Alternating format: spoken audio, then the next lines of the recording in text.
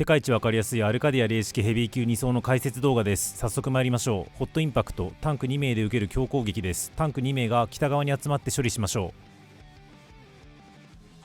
フレームフローター、1人ずつ順番に1000と AOE がつきます。合計4人にそれらがつきます。狙われた人には何番目に狙われたか分かるようデバフがついてます。なんかパッと見ややこしそうなんですが、別にそんなことなくて、結局1000がついた1人目と3人目がボスの東、2人目と4人目がボスのちょい西に行けば OK です。この時ボスから一定距離以上離れると線が紫のトゲトゲの状態ではなく白い点線に変わるので、そこまで線を伸ばしましょう。逆に言うと白い点線に変わるまで伸ばせれば十分で、それ以上はむやみに伸ばさない方が無難です。むやみに伸ばすとこの後ボスが無駄に長い距離突進してしまい近接が殴りにくいためです。ボスが順次突進し AOE が発生していたライン上に炎のダメージ床ができるので、被弾後すぐに逃れましょう。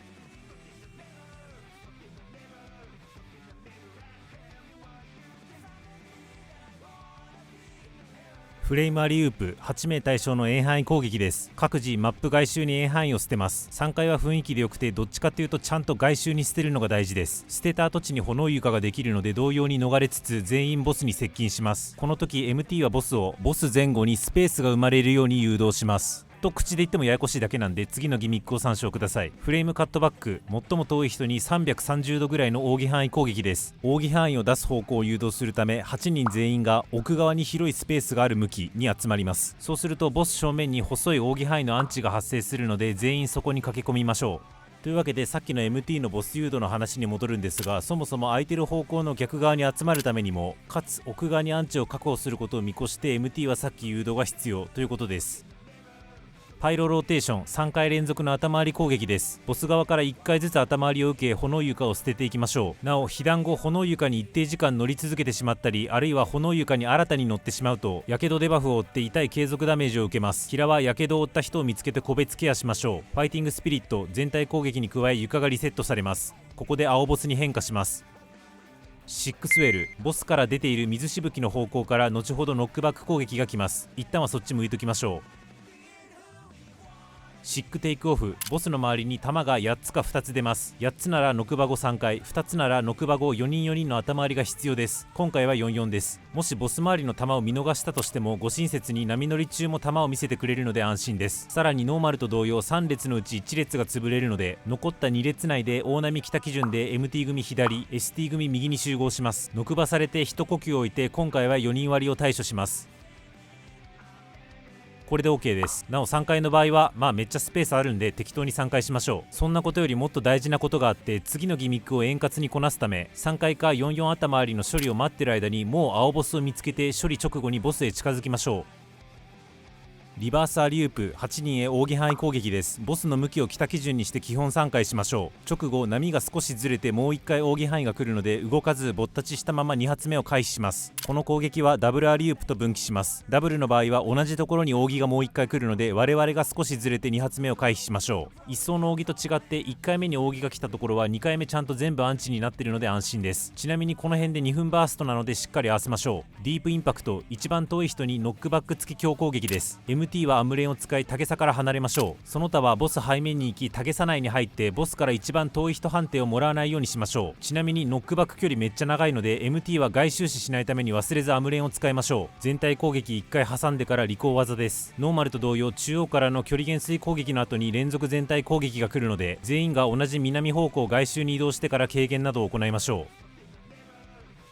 ここから2体フェーズ開始です。 MT は青ボスを、 ST は赤ボスのタゲを取ります。まずこれ以降全部に通じる補足と注意事項を共有します。ノーマルと同様ボスはちょいちょい互いに HP を均一化してくるので、我々は各ボスの HP の減りを気にせずどっちのボスを好きなように殴っても大丈夫です。そしてまさにここのように赤と青が近づいていてちょくちょく2体同時に殴れる瞬間がこの先もあります。この時に各ジョブ2体同時に殴れる時に使った方がいいスキルを意識しておきましょう。例えば赤魔同士であればバルホーリーやスコーチ、プリフルジェンスは範囲攻撃なので回しがぐちゃらない範囲でそれらの攻撃をここでぶっ放す努力ができるといいです。また黒魔同士ならファウルとゼノグロシーのように2体巻き込めるときはどっち使った方が威力高いかとか、ジョブごとに色々吟味できるスキルもあるはずです。各自2体同時に殴れる時の最適解を把握し実行できるよう頑張りましょう。もちろん継続ダメージをばらまくスキルを持つ人は2体に巻き続けられた方がいいのでやっぱり頑張りましょう。先へ進みます。さっきここは2体同時に殴れると言いましたが、厳密にはタンクが少しボスを互いに近づける努力をしないと殴殴れないのでタンク2名は誘導配慮しましょう。この後 MT 組は左上、 ST 組は右下へ行くことになるので構えておきましょう。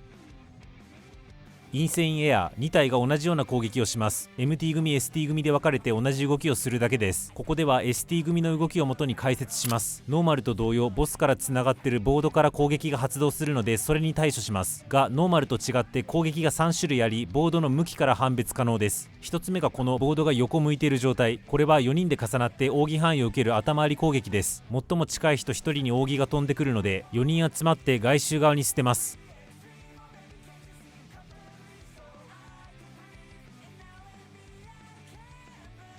ここで私の大先輩会をもとに注意事項を共有します。よし、サーフボードが横、4人で集まって頭ありだな。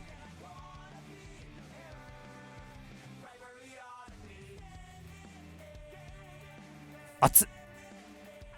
パッと見何が起きたかわからないかと思いますが、発動直前に私がボードにあまりにも近づきすぎた結果、扇が私めがけて変な方向に出てしまい頭ありができておらず、私だけが床を舐めています。扇がどこに出てくるか分かりやすいよう適度に離れて4人で受けましょう。続いてサーフボードが上を向いている、というか上が光っている場合はタンク強です。ボードから最も近い人にタンクしか受けられない遠範囲強攻撃が来るので、タンクがサーフボードと重なりそれ以外の人はサーフボードから離れましょう。続いてボードが下を向いている、というかボードの下が光ってるアイコン、この場合ボードから近い人4名に扇範囲が飛びます。移動先の奥から遠隔 DPS、 平、タンク、近接 DPS と並んで処理しましょう。この時対角で MT 組が似た処理やってるので扇を必ず外周に向けるのは当然として、一番左にいる遠隔 DPS はボードを正面に見た時にあまり扇を左側に向けすぎないように注意しましょう。というのもこの後ボードが時計回りに順番に出てくるので、進行方向である時計回りの方を扇で潰してしまうと次以降の処理が厳しくなる場合があるためです。逆に言うと遠隔 DPS を進行方向側に追いやらないよう他の人たちは手前側に詰めることを意識しましょう。いや今回時計回りに次ボード出てねえじゃんって思うかもですが、4セット目だけ真ん中に出る場合があるのであくまで例外です。進行方向側に扇を向けすぎない、これを意識しましょう。最後に再び頭ありなので集まって処理。こんな感じで4回ボードの処理をすれば OK です。また3回タンク強頭ありは必ず各1回以上は出てきます。順番はランダムなので要注意です。で対面の水組も同じことをやっていて、炎組との違いは跡地がダメージ床にならないだけです。ただし炎組と水組で3回タンク強頭ありの順番は一致しません。サーフボードの向きと攻撃の対応がいまいち直感的じゃないんですが、私はイメージで上からドーンとくるタンク強、横にきちっと並ぶ頭あり、下からほうきのように広がる3回と覚えているのでご参考まで。4回目のボードの攻撃が終わった直後は2体ぶん殴りチャンス発生。タンクがすかさずボス2体を近づけることで次の全体攻撃の栄唱中2体まとめて殴れるので、タンクはすぐにボス2体を近づけましょう。全体攻撃で床がリセットします。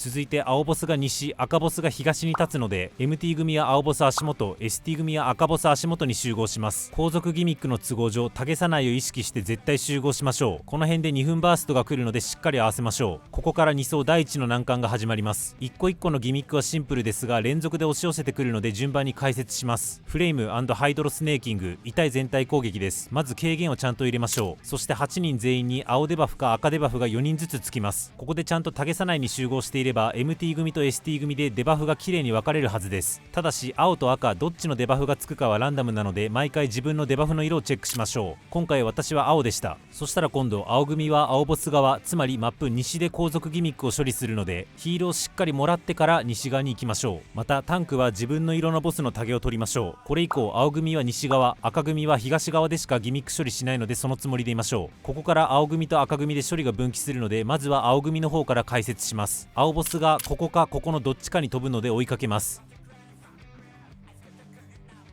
ダブルリバースアリウープ、青デバフ4人対象に扇範囲が飛びます。まず一発目栄唱がどっちだろうが図の通り3回して受けます。マップ広い方に平が行き狭い方にそれ以外が行く感じです。この時できるだけ東側、要するに赤組がいる方に扇を飛ばさないよう北南に位置取ることを意識しましょう。少しでも東側に膨らむと東側で別ギミックを処理している赤組に扇が被弾するのでちゃんと南北で受けましょう。でダブルだろうがリバースだろうが2発目は全員青ボス東側に避難すれば必ずそこがアンチになるので栄唱がどっちだろうが同じ動きで OK です。続いてすかさず青ボスに注目します。南北どっちかに水しぶきを上げるのでそっちじゃない方に移動します。ただしここで炎組の方でタンク強攻撃を処理しようとしているので、タンクだけはそこにお邪魔して2人受けしましょう。そしてさっき水しぶきを上げていなかった方、今体を寄せてる方の外周を確認します。水玉が1個か4個発生しています。1個なら水組4人で頭あり、4個なら3回が必要です。さっき水しぶきを上げていなかった方がアンチになるようボスが扇範囲を飛ばしてくるので、それを回避してから頭ありか3回を処理します。扇範囲のアンチ内で十分3回できるので、水の玉を確認し3回だと分かった時点であらかじめ扇のアンチ内でふんわり3回しておくと事故らずスムーズです。分かってる感を出しましょう。そしたら水組としてはもう終わったようなもの。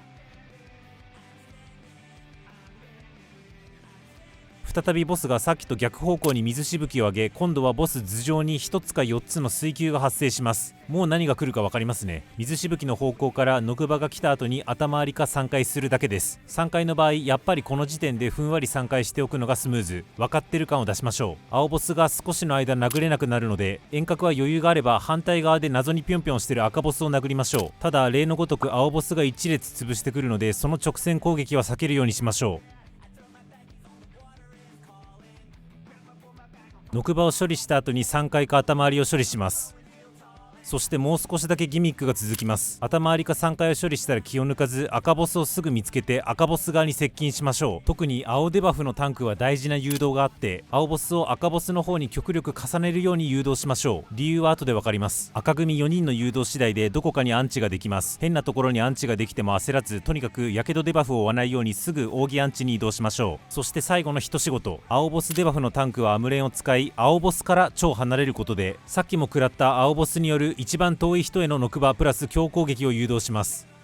他7名は青ボスからの一番遠い人判定をもらわないよう、ここで赤ボスの真下に立ちましょう。青ボスから一番遠い人判定をもらわないよう赤ボスの真下に立てって意味わからんがと思うかもしれません。どういう意味かっていうと、今回はたまたま誘導がめちゃくちゃうまいだけで、毎回必ずしも青ボスと赤ボスがこんな綺麗に重なってくれるとは限らなくて、青ボスがゴリゴリ炎床の上にいる場合があります。ただ7人としては炎床を踏んじゃいけない以上、赤ボス真下に固まることぐらいしかできないので、青デバフタンクがきちんと青ボスを誘導してくれることを信じて、7人全員赤ボスの真下に固まろうっていう意味です。それしかできることがないのでそうするだけってことですね。誘導担当のタンクは十分に離れられるだけのアンチがなければ、無敵を使って炎床を踏み抜いてでも青ボスから距離を取りましょう。なお無敵が切れたところでやけどデバフによる継続ダメージは続くため、平は個別介護しましょう。最後に全体攻撃が来て床リセット。これでようやく一連終了です。で今炎床になるところあたりさらっとギミック解説しちゃいましたが、実は私がこの動画で一番強調したいポイントがこ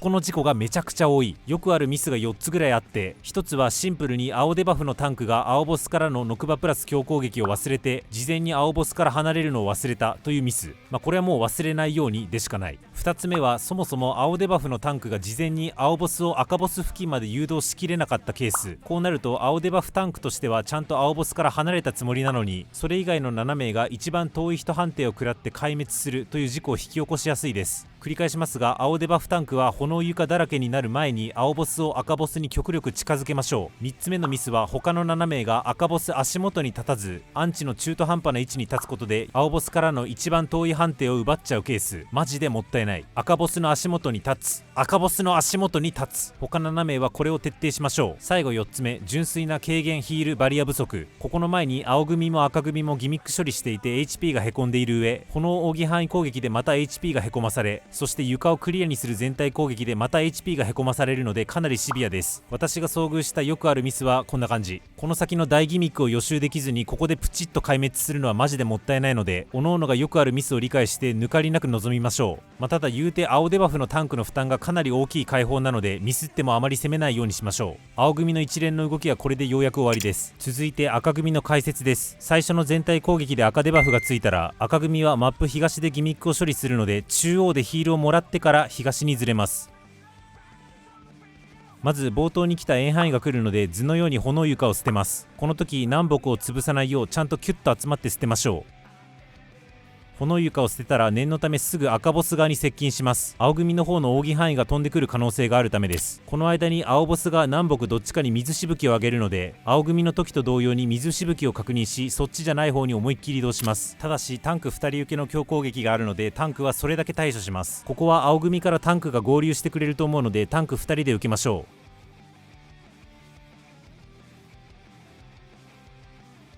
でもう一回4人に円範囲が来るので図のように3回し、すでに置かれている炎床と組み合わせて L 字になるように炎床を捨てましょう。青組と同じく扇アンチ内であらかじめ3回しておくとスムーズです。また注意事項があって、炎床の着弾とほぼ同時にすでに置かれている炎床から少し広がる形で円範囲攻撃が発生します。この AOE を踏まないように注意しましょう。だからこそさっきの炎床捨てはキュッと詰めろってことですね。続いて赤ボスから赤組4人のうち最も遠い1人に順番に飛びつき円範囲攻撃を仕掛けてきます。なので4人が順番に赤ボスから遠くに離れて赤ボスを誘導します。具体的にはまずタンクがマップ北側、ヒラがマップ南側へ行き、タンク、ヒラの順番でボスの飛びつきを食らいます。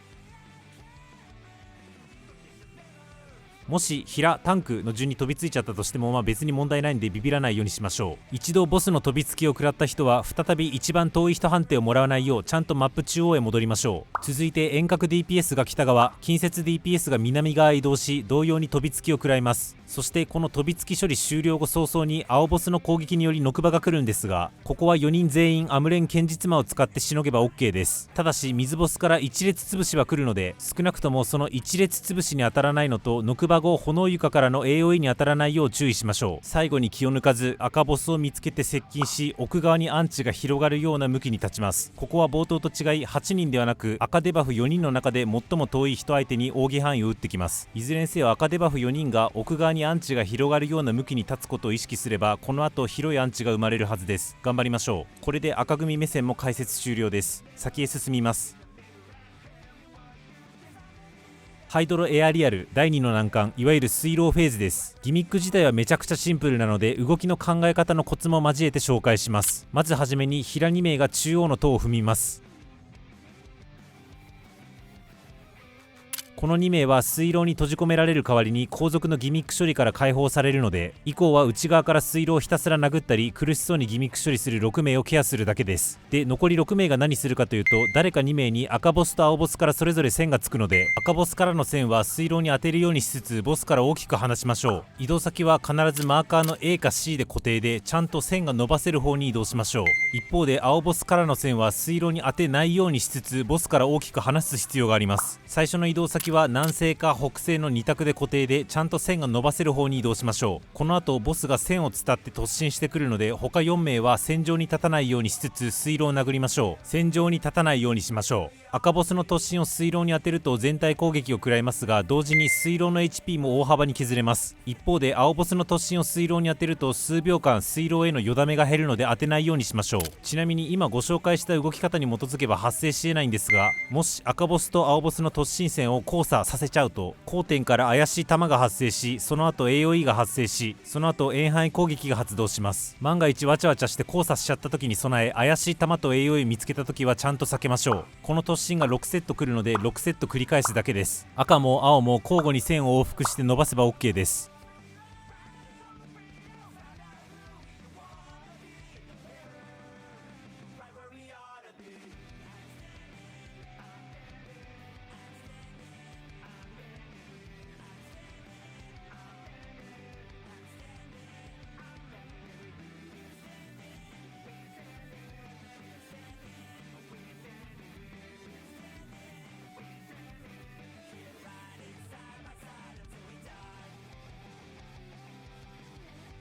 6セット後少し猶予時間の後、水牢の HP を削りきれていればクリア、ダメなら強制ワイプです。赤ボスの突進を水牢に当てると HP が 15% 削れるので、6セット全部当てられれば都合 90% 削れます。水牢の HP の削り具合を都度確認して必要以上の攻撃スキルを使わないように注意しましょう。なおこの水牢フェーズ中に2分バーストを迎えますが、クリモクなら温存推奨です。ただし一度でも青線を水牢に当ててしまったようであれば、先のギミックを見るためにも躊躇なくバーストを使い水牢破壊に注力した方が無難です。青線が当たっちゃった場合、水浪に火ダメ低下バフがついちゃうので、それを見てバースト使用有無を判断しましょう。ぶっちゃけこの処理法が最強すぎるのでちょっとくどいかもしれませんし、お前が死んでる回使って解説されても説得力ねえよって感じではあるんですが、線の誘導に特化して私の動きの考え方をご紹介。平2名の豆腐見の時点で私はマップ東に移動し、カメラを西側に向けています。で AC、この4箇所を色付きで強烈に意識しておきます。自分に線がついた時に早く気づくためにも軽く3回しておくことを忘れずに。この後ボスは必ずこのカメラ基準で右か左に立ちます。で誰か2名に線がつきます。自分に線がつかなければそのままぼったちで水路を殴り続ければ OK。 ただし赤ボスの突進に引かれないようにだけ注意しましょう。一方で自分に線がついた場合、さっき意識した色の場所に全力移動。線を伸ばさなきゃいけないって考えたら、自然と候補2箇所のうちどっちに行けばいいか分かるはずです。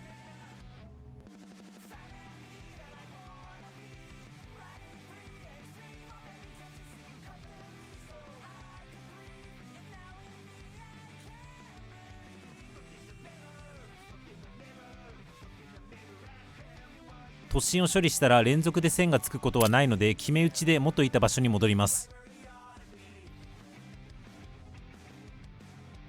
これの繰り返しで全部なんとかなるはずです。見てみましょう。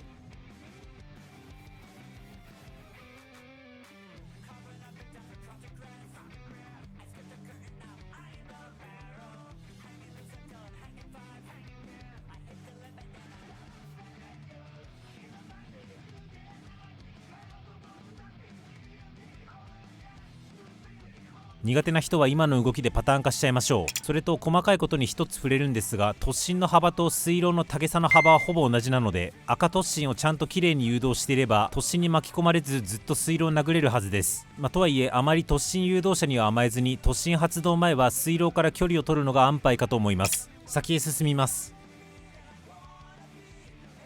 全体攻撃に軽減入れてしのぎつつ2体ぶん殴りチャンス発生。温存していた2分バーストを発動。薬タイミングでもあります。またこの時点でマップ北がどっち方向か意識しておくといいでしょ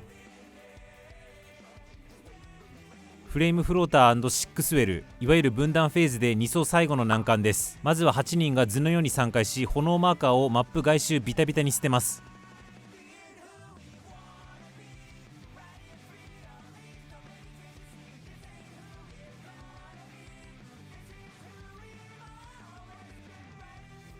続いて青ボスがいつの間にかマップ東西のどちらか一方に移動し、さらにリバースあるいはダブルアリウープを詠唱するので、各々が図の通り3回。ここちょっとややこしいので図での説明が少し続きます。青ボスが寄ってる側の4人の動き方は簡単で、例えばこの例の場合 D3 と平1はボス真上と真下、 MT と D1 はボスから斜め45度に立ちます。で今まで通りリバースならそのままぼったちして2発目回避、ダブルなら1発目のアンチに移動して2発目回避。これだけで OK です。一方で青ボスから離れてる側が若干厄介で、まずボスから大きく離れてる D4 と平には四隅キワッキワに立ちます。でリバースならぼったち、ダブルならずれて2発目回避。これは同じです。一方でボスに近い方の ST と D2 が若干特殊で、まずここのマーカーの上に立ちます。もしマーカーがない場合はこんな感じで赤ボスのタゲ差の接線を意識するといいでしょう。でダブルなら外周側にアンチができるはずなのでずれて2発目を回避。リバースならぼったちではなく扇がかぶってるところに滑り込むと回避できます。というわけでまとめるとこんな感じ。立ち位置はこれを頭に叩き込めば OK で、青ボスから遠い近接組のリバースの時だけぼったちではなくなる点が特殊なので注意。実際に D4 目線で扇の回避を見てみましょう。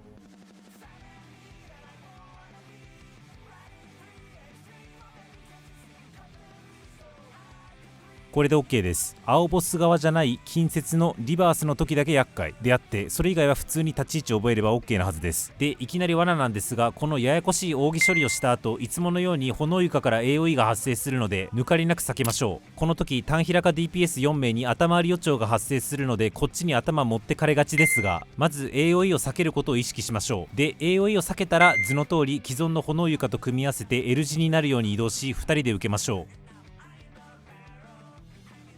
さらに青ボスが波乗りしてきます。ここは青玉2つ、つまり4人割りで固定なので弾は気にしなくて OK。 青ボスが潰す1列だけ認識し、その列を避けましょう。真ん中の列が潰される場合もあるので、マップ基準で北の方向に避けるとか決めた方がいいっちゃいいですが、最悪間違って南方向に避けちゃってもリカバーは可能です。とにかく青ボスが突進する1列に入らないようにしましょう。そしてこれがめちゃくちゃ忘れやすいんですが、また炎床から AOE が発生するので、そのアンチに避難しつつ最後に4人割りを処理。さっき真ん中の列潰されて孤立しちゃった人は足元の AOE を避けつつ、すぐに残り3名のところに集合しましょう。最後にとどめの全体攻撃、軽減が漏れやすいのでしっかり軽減を入れましょう。これでようやく終了です。大変ではあるんですが、パターンがすごく少ないので発動順を頭に入れて頑張りましょう。全く同じやつですが等速で再生します。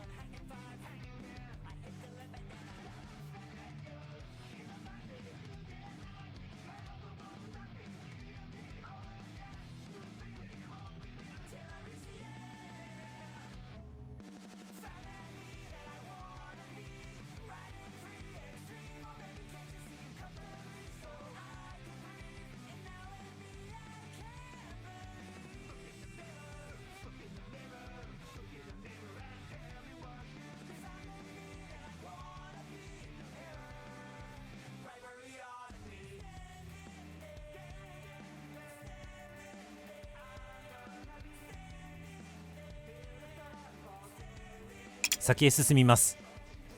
ここで再び2体ぶん殴りチャンスなので殴ります。そしてさっきと同様 MT 組が青ボスのタゲさない、 ST 組が赤ボスのタゲさないに集合します。エクストリームハイドロオアフレームスネーキング、さっきのが最後の難関と言いましたが、実はこれも地味にだるいです。痛い全体攻撃の後 MT 組 ST 組に赤か青デバフがつくのは同じ。今回私は赤デバフです。そしたら同じ色のボス、今回で言うと赤ボスのところに行き、あとはタイムラインの序盤でやったインセインエアーというボードの向きに応じて頭回り3回タンク強するやつを合計4セットやればいいだけです。ただし1個だけひねらなきゃいけないことがあります。今回は前回と違い赤組と青組で必ず同じボードの形になるんですが、これがタンク強だった場合、青組のタンクと赤組のタンクが交代してタンク強を受ける必要があります。要するにデバフと逆の色の攻撃を受けるってこと。一度交代したら以降は交代しっぱなしで OK です。で同様に次頭回りが来たら平が交代して受けます。で3回は合計2回来るので、1回目が来たら近接 DPS が、2回目が来たら遠隔 DPS が交代します。なので例えば赤デバフを持っている D4 だったら3回処理2回目が来るまでは普通に赤ボスのボードを処理。実際に見てみましょう。1セット目タンク強なのでタンクが交代。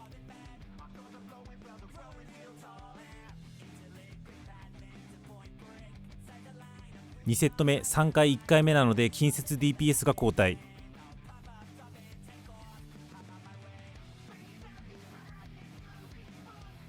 3セット目頭回りなので平が交代。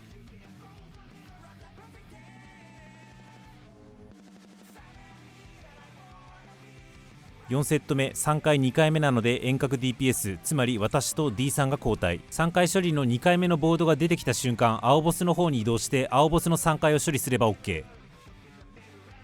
これで OK です。ちなみになぜこんなことをしているかというと、冒頭全員に逆色の攻撃1回受けないと死ぬというデバフがついているので、全員がこれを解除する必要があります。ただ一斉に解除すると例のごとく2度付けで即死するので、1セットにつき青組で1人赤組で1人だけデバフを解除されるように動こうとして、結果こんな感じの解放になってます。デバフが解除された瞬間、自分中心に爆発が発生してビビるんですが、ダメージは大したことないので心配無用。そんなとこは気にせずに、何を気にすべきかって、交代する順番になった時交代先のボードを見逃して初動が遅れないよう、両方のボードがどこにあるか確認するようにしましょう。4セット処理後いい感じにボスを誘導すると再び2体ぶん殴りチャンスが生まれますが、ここはわちゃわちゃするので無理しなくて OK です。全体攻撃が来て床リセット。ここで落ち着いてボスを誘導し2体ぶん殴りチャンスを作りましょう。この時マップ北基準で軽く基本3回しておきましょう。ダブルオアリバースアリウープ、これが最後のギミックです。全然難しくはありません。まずボスから大きく離れて基本3回し、一発目を食らった後、リバースならそのままぼったち、ダブルなら全員が時計回りにずれて回避します。同時に炎床が外周に設置され AOE が発動するので避けます。そうしたら青ボス誘導していたタンクは青ボスから大きく離れ、かつアムレも使えます。お察しの通り青ボスからいつものノクバプラス強攻撃が来るので、これをしのぐためです。また残り7名のうち誰かに連続頭あり予兆が出るので、青ボス足元に集合します。ここは青ボス足元に集合した方が青ボスからの一番遠い判定を食らわずに済むのでおすすめです。頭ありは3回連続で発動するので、マップ中央に移動しつつ7人で受けます。この動画では微妙に時計回りに回ってますが、まっすぐマップ中央に移動するのが主流です。主流に従いましょう。以降は全体攻撃の後に時間切れが来て終了です。解説は以上です。今後もファイナルファンタジー14の攻略動画作ってまいります。お役に立ちましたらチャンネル登録お願いします。動画化の際は X で速報します。そちらもフォロー何卒頑張ってください。